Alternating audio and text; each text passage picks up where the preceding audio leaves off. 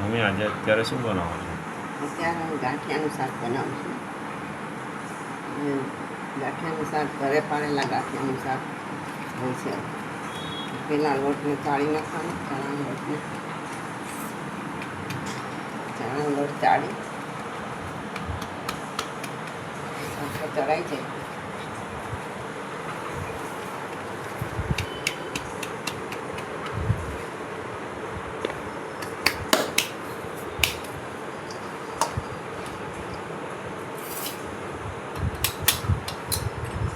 એમાં થોડી હળદર નાખવાની, થોડું મરચું નાખવાનું, નમક નાખવાનું, થોડું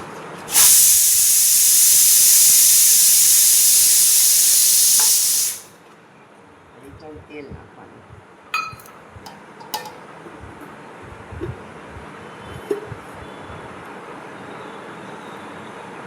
તેલ નાખી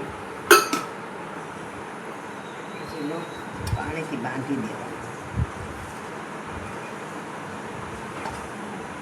ઢીલો ન થઈ જાય એનું ધ્યાન રાખવાનું. થોડોક કઠણ બાંધવો પડે. ઢીલો થાય ને તો ગાંઠિયા હરખા પડે નહીં. પછી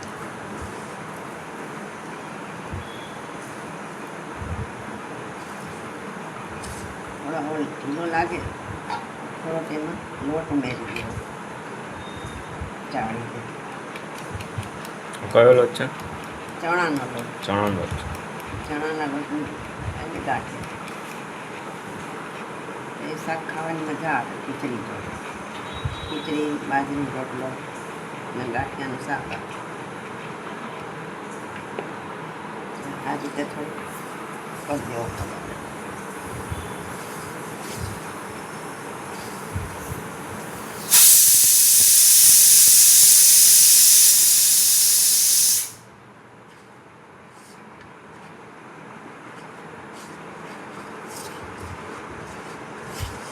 આ રીતના લોટ બાંધી નાખવાનો. બંધાઈને અને આટલો રાખવાનો કઠણ.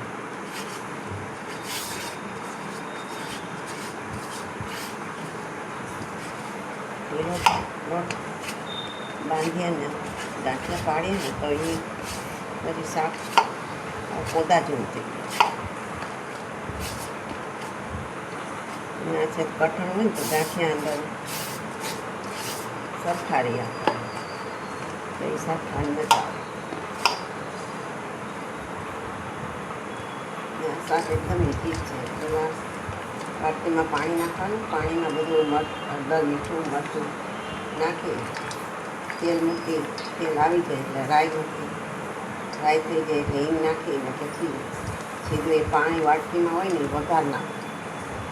પાણી વઘારી પછી આ ગાંઠિયા અંદર પાડી દેવાના છે. થોડીક વાર બસ રાખવાનું. થોડુંક ઉકળે ને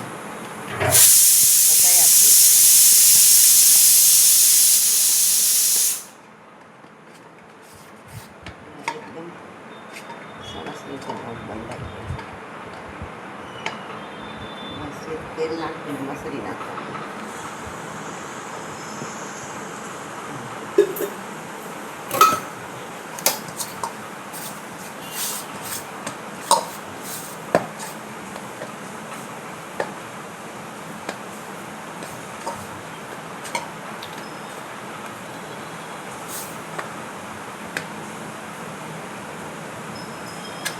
આનું શાક કેવું બને? રસાવાળું શાક બને? હા, થોડું રસાવાળું શાક બનાવવાનું. ખીચડીને રોટલા સાથે ખાવાની મજા આવતી હોય. લોટ થઈ ગયો સરસ. હવે શું કરવાનું છે? હવે હું જે પાણી ભેજ કીધી ને હું વઘાર દઉં છું.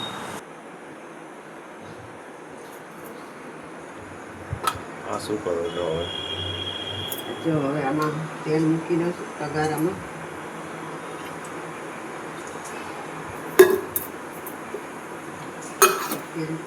ગેસ ઉપર મૂકી દીધું ચાલુ કરીને. પછી એમાં રાઈ નાખી દેવાની. તેલ ગરમ થાય ને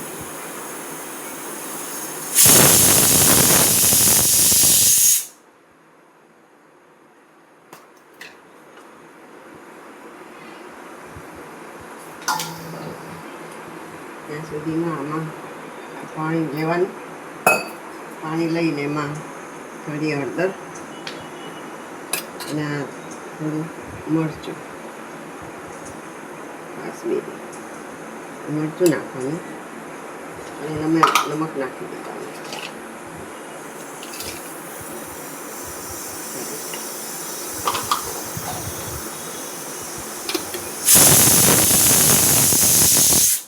એમાં રાઈ નાખી દીધી.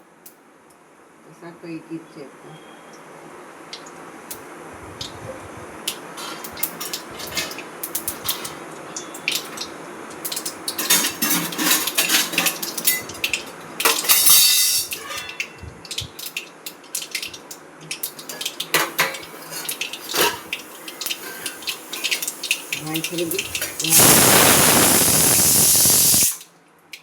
હિંગ નાખીને હિંગ નાખ્યા પછી બસ આ પાણી તૈયાર કર્યું ને વઘાર દેવાનું છે ખાલી.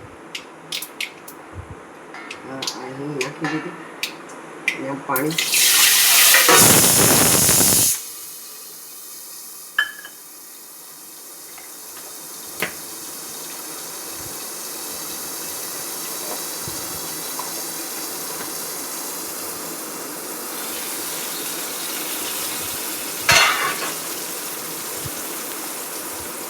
નાખીને પછી ગેસ થોડો ધીમો કરી દેવાનો.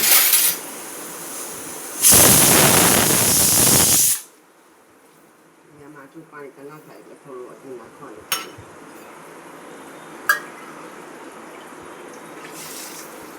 આટલું પાણી હોય ને હવે રસાવાળું શાક રસાવાળું શાક કરવાનું. હવે ગાંઠિયા પાડી દેવાનું. આવી રીતે ચાઈનીમાં પાડી દેવાનું.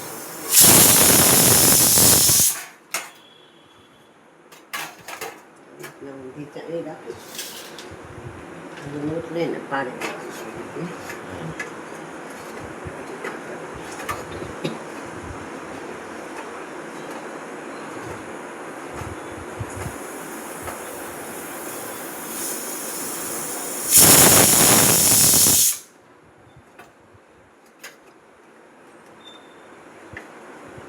પડે નહીં એટલે પાણી લઈ લેવાનું. પાણી નહીં પડી જાય અસલી આ રીતે.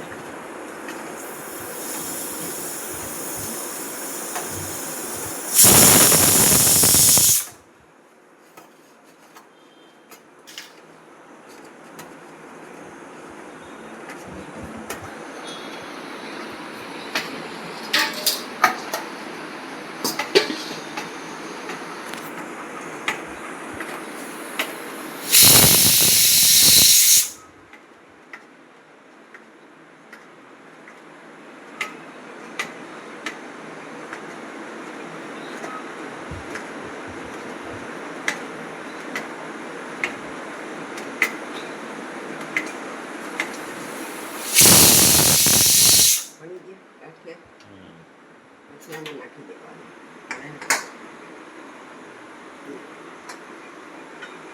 નાખો એટલે આમાં છૂટા થઈ જાય.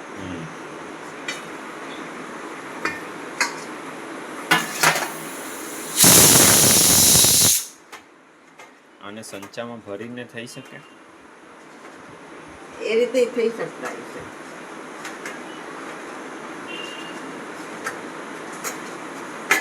એ રીતે કરી જેવી ક્યારેક કરી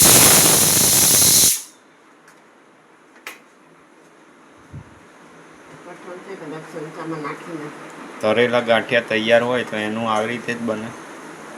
હા, એનું આવી રીતના જ બને. તળેલા તૈયાર ગાંઠિયા હોય કે તો એ બને શાક આ રીતે જ બને. પેલા પાણી વઘાર દેવાનું, પાણી ઉકળે એટલે એમાં થોડી વારમાં ગાંઠિયા નાખી દેવાના. ગાંઠિયા નાખીને થોડુંક ઉકળે, બહુ કાઢવાનું નહીં, થોડુંક જ જ્યારે ઉકળી જાય એટલે એને ઉતારી અને એ રીતે આ રીતે સેવ ખાલી સેવનું શાક થાય ટમેટા વગરનું. તો એને આ રીતે બનાવી દેવાનું.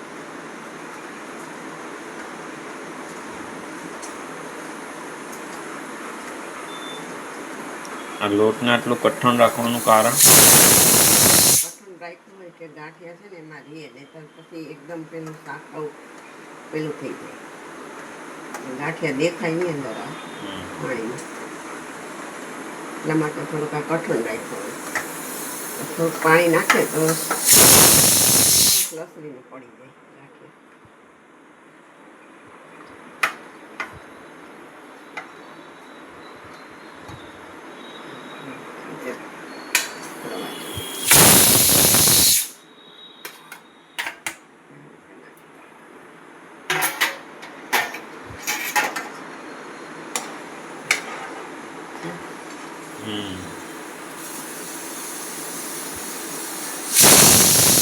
તાપ રાખીને ગાંઠિયા જેમ જેમ પડે એમાં નાખતું જવાનું.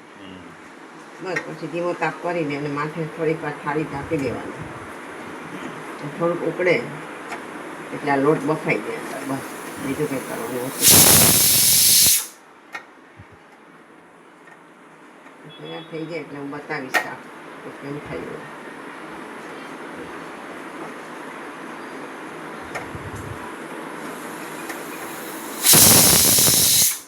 કુકરમાં શું મૂકેલું? ખીચડી છે, વઘારેલી ખીચડી? કુકરમાં સાદી મગની ખીચડી વઘારીને મૂકી છે. આટલી બધી સીટી વગાડવાની છે એટલે એમાં ઢીલી થાય, ઢીલી ખીચડી ઢીલી થશે થાય ને? તો કારણ સારી લાગે. હા. પછી થોડીક ફરે એટલે થોડીક તો પેલી થઈ જતી હોય. ગાંઠિયા અંદર પાણી નાખી દીધા. બરાબર. ઘરના ગાંઠિયા પેલી સોડાવાળી આવતી હોય ઘરના સાદા નાખી છે ને ખાલી 10 મિનિટ આમ ખાલી ઢાંકી અને રાખી દેવાનું. થોડુંક ઘટ થઈ જાય બસ. લોટ બફાઈ જાય, લોટ બફાઈ જાય પછી ઉતાર લેવાનું છે ખાલી. શાક થઈ ગયું તૈયાર. જો હવે આ શાક છે ને તૈયાર થઈ ગયું છે અને રસાવાળું શાક. હવે ગેસ બંધ કરી દઉં છું. આ શાક ક્યારેક કંઈક ઘરમાં શાકભાજી ન હોય તો આ શાક બનાવી નાખે તો એ સારું લાગે. બાજરીના રોટલા સાથે ખાવાનું છે. બાજરીના રોટલા સાથે, ભાખરી સાથે સરસ લાગે.